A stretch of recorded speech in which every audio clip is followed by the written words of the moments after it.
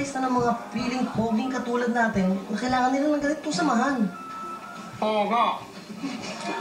Dito sa grupo natin, mailalabas natin yung pagiging feeling pogi natin. At hindi tayo nanguhusgahan. Oo nga, bro. Pero, pansin ko lang dito kay Kokoy.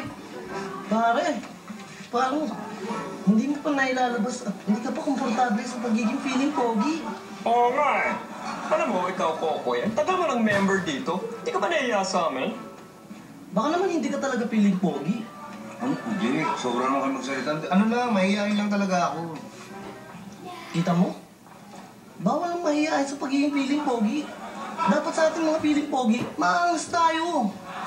Porky ba hindi ako maporma manamit? Hindi na ako feeling pogi. Oo naman, bro. Dapat sa atin, mapaporma tayo para feeling pogi tayo. At saka, Kokoy, napansin mo ba, ang daming salamin dito? Ano kung bakit? Kasi kami mga feeling pogi, lahat kami nananalamin. Ang hilig namin yung pagsalamin eh. Pero ikaw, bro, kahit isang beses hindi pa kita nakitang nagpapogi.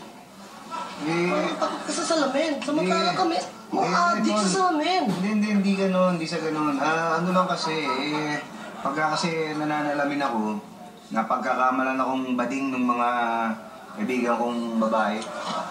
Kaibigang babae? Bakit?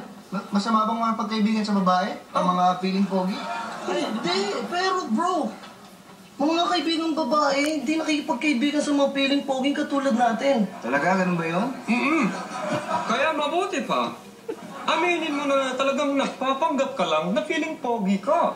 Oo. Sige na. Aminin ko na. Bro, sorry ah. Ba't ka nagsasorry? Alam mo, dyan sa inamin mong yan, talagang yan ang nagpapatunay na feeling pogi ka talaga. Walang kaduda-duda.